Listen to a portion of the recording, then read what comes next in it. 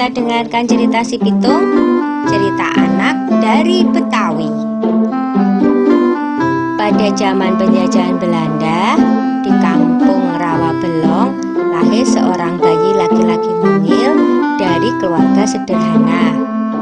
Ayah dan ibu bayi itu adalah seorang petani. Kehadiran bayi itu tentu saja menambah kebahagiaan pada keluarga sederhana itu. Mereka beri nama bayinya Pitung. Pagi itu, di balai-balai bambu depan rumah, Ibu Pina sedang menggendong Pitung kecil. Setiap selesai memandikan, Ibu Pina selalu menggendong bayinya sambil berjemur di depan rumah dan berdoa. Anakku sayang, kamu harus sehat ya. Kelak kamu harus menjadi manusia yang berguna bagi nusa dan bangsa. Tak terasa, Pitung mulai menginjak usia remaja. Selain belajar mengaji, dia juga belajar ilmu bela diri. Dengan cepat, Pitung menguasai seluruh jurus yang diajarkan oleh sang guru. Sampai akhirnya, sang guru mewariskan ilmu Pancasona kepadanya, yaitu ilmu kebal senjata. Suatu hari, Pitung menyaksikan kekejaman centeng-centeng Babahlin, si tuan tanah.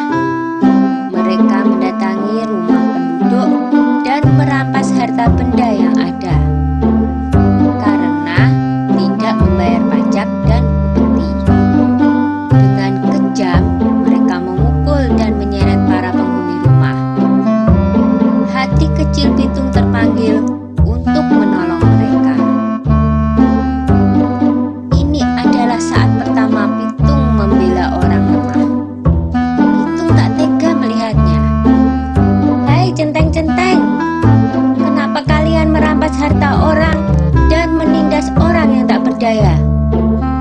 Kalau berani, sini lawan aku, tantang Pitung.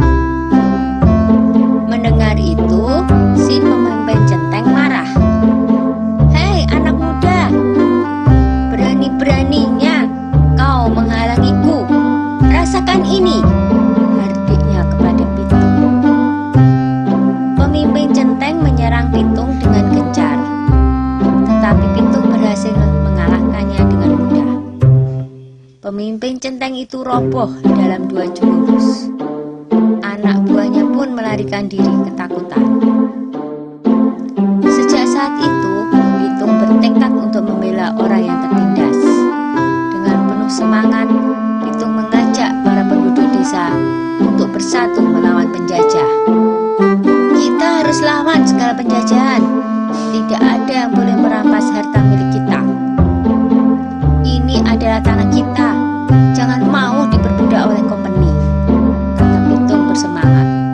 Semua setuju dengan ajakan Pitung. Para tuan tanah dan kompeni menjadi resah.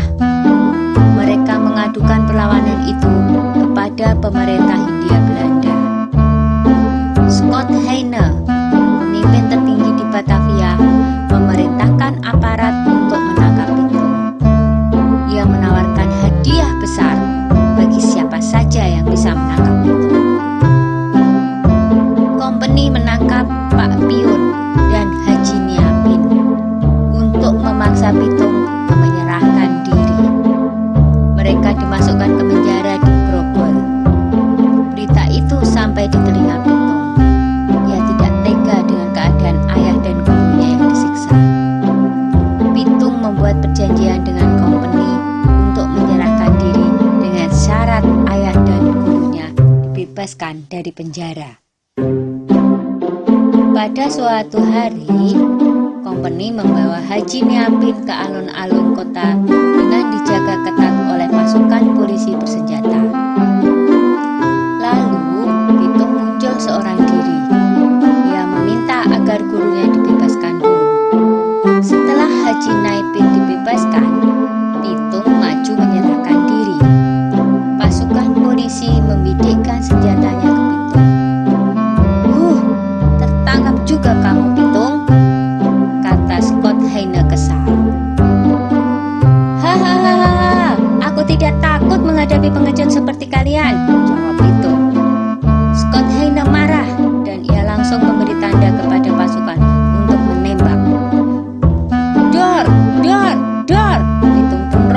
bersimpah